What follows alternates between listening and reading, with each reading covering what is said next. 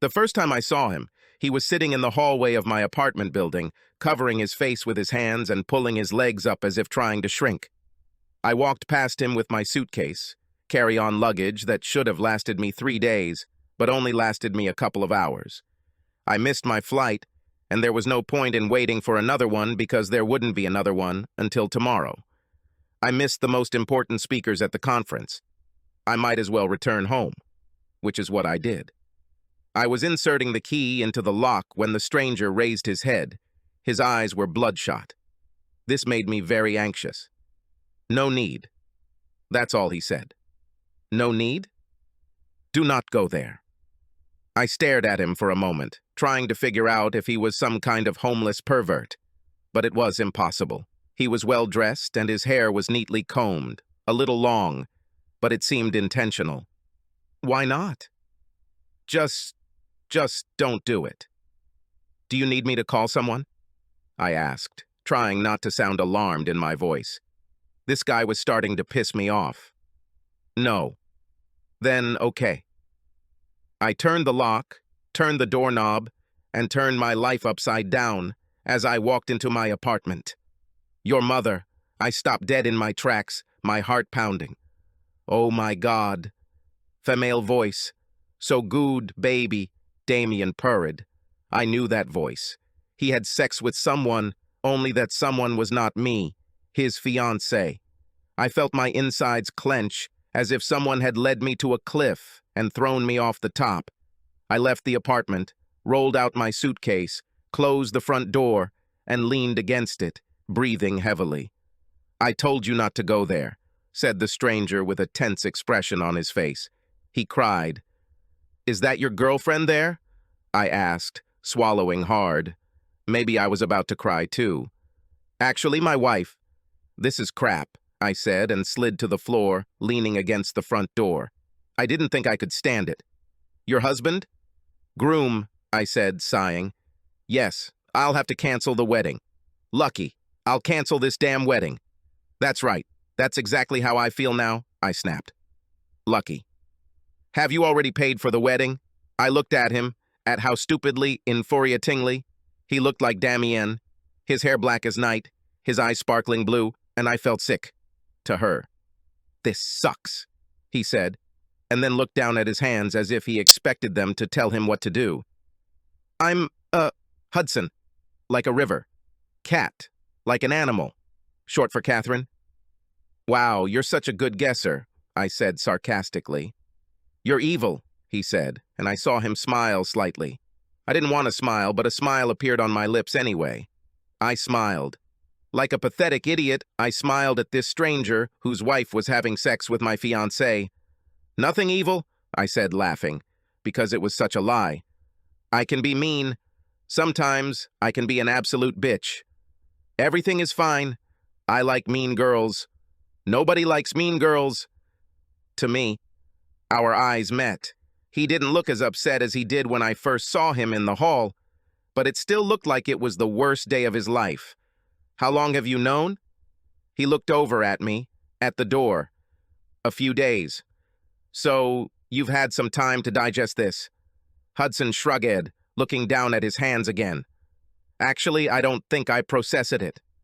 I still don't know if I believe it." "Well," I heard them. "If I were you, I would start to believe it." His eyebrows knitted together. "I'm trying to." I sighed. "I'll have to call a bunch of sellers." Hudson nodded. "Do you think you'll get your money back?" "Maybe a little," I thought. "But most of them demand huge payments for terminating their contracts." "When is the wedding scheduled?" "In 4 months, 20th of May." "Well, the florist should be easy to cancel. Those flowers haven't even grown yet." "That's a good point," I said, leaning my head against the door. "Maybe she will take pity on me." "Yes, maybe." I turned to look at Hudson. "Are you going to get a divorce?" He continued to look at his hands, his gaze so intense that for a minute I imagined him as Superman with laser beams piercing his eyes. He had dark hair, blue eyes, and broad shoulders, so he definitely fit the role. "Yes," he said quietly. "I'm sorry." Those intense eyes flashed. "Don't say that." I frowned. Why? I'm not allowed to have even the slightest regret that my fiancé turned out to be such a scoundrel. No, said Hudson. It is not your fault. I did not say that. Then don't apologize. Damn it, I muttered. I'm just trying to be sympathetic. He cocked his head to the side, giving me a look that I couldn't quite read. I'm sorry that my wife is having sex with your fiancé. My heart felt like it had just been squeezed too hard. Okay, point accepted. I take my words back. I'm not sorry. Fuck them both. This is more like the truth. I hugged my knees. What are you doing just sitting here, Hudson? Do you want to catch her leaving the apartment? He shook his head. I just wanted to confirm my suspicions.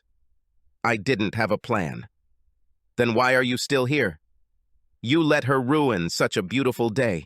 Go for a walk, clear your head, get out of here and call a lawyer or someone. I was about to leave, but then a woman named Kat showed up, and now I kind of want to know what she does. My cheeks became slightly warmer. She's so boring. His eyes flickered to mine. Don't know. I think she's quite interesting. You don't know that. You don't know anything about her. I know that she is evil and mean. This brought another smile to my face. Yes, I think she is. Hudson held my gaze, smiling back at me. Looking at him, I wondered how anyone could be so stupid as to cheat on him. He sat there in a simple t-shirt and jeans, but he looked really, really damn good. The way he tucked those clothes in was, well, very cute. A blush bloomed on my cheeks as we gazed at each other. It's a pity that we had to meet like this, he said. Right? This is literally the worst way to meet a guy. He grinned, flashing a perfect set of teeth. How old are you, Hudson? 34. You? 29. His gaze lingered on my face. What are you doing, Kat? I work on insurance claims. Sounds boring. I snorted. You have no idea. I have a boring job, too. Oh, yeah? What are you doing? I'm a librarian. I laughed. He stared back at me, completely serious. Wait, really? He nodded. Really? Don't laugh, but it's pretty sexy. He laughed anyway. No, that's not true. No, listen to me, I said. You're a sexy librarian. Do you think I'm sexy? I resisted the urge to roll my eyes. Don't act like you don't know you're attractive. I don't know, Kat. I was too busy looking at you. Okay, everything is smooth. The heat crept up the back of my head. Yes? I said stupidly. Yes, and please feel free to call me a pig if you want, but you are really, really fucking sexy, Kat. There is such a sultry, mysterious aura around you. Your fiancé is an idiot. Thank you, I said, then added, Pig. Hudson chuckled. I like you. I crawled over to him, leaving my suitcase by the door. Do you want to get drunk? Here? Why not? We don't have any alcohol. I'll come in and get some, I said, and already made a movement to get up. His hand reached out and closed around my wrist, gently pulling me back. No need, he said, and rose to his feet. I'll bring. Where's the alcohol? Well, is this such a good idea? I asked, looking up at him. Don't you want to kill him? They deserve each other, he said coldly. There is a wine refrigerator in the kitchen, opposite the dishwasher. I'll be right back, he said, and carefully opened the front door. About a minute later, he returned with 2 bottles of wine. Why don't you have anything but wine? He asked, unwrapping the bottle wrapper. He started to take off his shoe. I think we only like wine, I said, looking at him warily. Why are you taking off your shoes? Correction, he said, putting the neck of the bottle into his shoe. Shoe in the singular. I only need one to open the wine. I would tell you where the corkscrew is, but you didn't do it, he said, and hit the wall with his shoe. The plug popped out. Impressive, I said. He handed the bottle of wine to me, taking another bottle and opening it the same way. To your health. We clinked wine bottles and drank. He had been drinking for much longer than me, red wine trickling down the corner of his mouth. When he finished, he drank half the bottle. You have a little, something here, I said, pointing to his chin. He wiped it away with the back of his hand and suddenly smiled at me. Do you feel better? I asked, amused. Yes. He sighed and added, "No." Then he laughed. "I think I need to drink as much as you do to be happy." "I'm not happy. I don't care, Kat. Doesn't it bother you that your wife is having sex with my fiancé? And you?" I drank and drank and drank and drank until half the bottle was in my stomach. Then I answered, "No." "I guess I don't care either. I do kind of want revenge, though. How can we take revenge on them?" "I really don't know," he said, and put on a thoughtful expression. It was quite nice. "What does she hate?" "She hates it when I wear this shirt," he said, but I didn't see anything wrong with it. Star Wars t-shirt. Not exactly revenge, in my opinion. "Okay, well, we definitely won't ruin her day with your shirt," I said. "Let's do something terrible to even the score." A second passed when his gaze met mine. His gaze was intense, almost disarming. I knew what he was going to say before he even said it, but hearing it still sent shivers through my body. "You mean what they're doing right now?" Hudson and I quietly made our way into the apartment, undressing in the hallway. "Is this a good idea?" I whispered. "No," he answered in a low voice, and brought his lips to mine, kissing me against the wall. As for first kisses, wow. He kissed me as if I were the most desirable woman in the world, as if he needed me to literally breathe with him. It tasted like wine and bad decisions, but I didn't really care because it was a situation of wine and bad decisions. We collapsed on the sofa. His hands quickly unbuttoned my silk trousers. My hands grabbed his shirt, pulling it off. His lips left mine for just a moment, but I immediately felt his absence, as if kissing him was as necessary for me as breathing. I squirmed under him, staring at this stranger about whom I knew almost nothing. I felt the power of his presence, as if he were a river with which he shared a name. His arms were powerful and covered in muscle, and his chest was broad and firm. My arms wrapped around his waist. The way his hips tapered down made me tremble with anticipation. He was handsome, and I couldn't understand why anyone would cheat on a man like him, but I certainly wasn't complaining at that moment. He was mine to enjoy, at least for now. All our movements were hasty, but this had nothing to do with the fact that our partners were in another room. Something about the way Hudson looked at me told me that he wanted this because he wanted me. It wasn't just about revenge. "Do you have a condom?" I asked, hoping with all the strength in the universe for a positive answer. "Yes," he said, grabbing his pants and pulling out a small square foil bag from his wallet. "I have no idea how old this thing is." "This should work," I said breathlessly. He was breathing heavily above me, trying not to collapse on top of me, but I wrapped my arms around him and pulled him down. "Hudson?" a female voice squealed. We turned around and saw a thin, long-legged, red-haired girl standing in the doorway. Her wild, curly hair was in disarray, and she was wearing my silk robe. "Hello, Lydia," Hudson said casually. Her mouth dropped open in shock. Damien appeared at the door wearing a pair of boxers that he probably barely had time to put on. He watched what was happening. His mouth opened when he saw me, under another man. "Kat."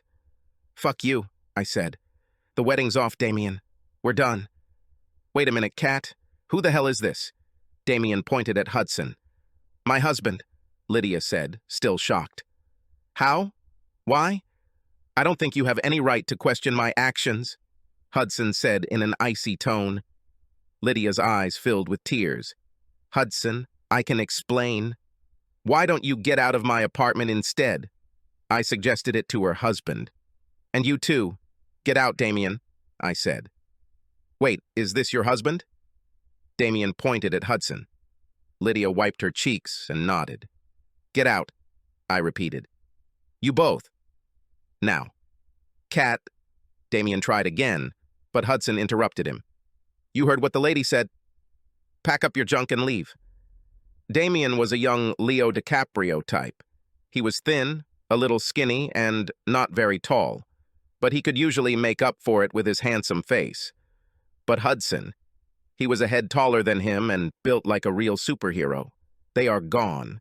We grabbed our clothes and other stuff, and within 3 minutes, Hudson's wife and my fiancé were out the door. "I like it when you're angry," Hudson said, smiling down at me. I wrapped my arms around his neck, looking into his beautiful blue eyes, and decided that I liked it too. "Would it be mean of me to ask you to do it again?" "Repeat?" "Yes. I assume we have everything we need to do this." Hudson laughed and kissed me. "We will have as many repetitions as you want, Cat, like an animal." "Perfect, Hudson, like a river." Then we did exactly that, but not to even the score. We did it because we wanted to, because we could. Over the next couple of hours, I learned what a sexy librarian with a striking resemblance to Superman could do, and showed him that sneaky insurance agents aren't as prudish as they seem. When it was all over, we looked into each other's eyes, and we both understood. The end of our relationship was the beginning of a new one. Subscribe to our channel so that your second chaff doesn't cheat on you, and go ahead and listen to the next story, because this story is nothing compared to the next one. If you're under 18, don't even think about listening to the next one.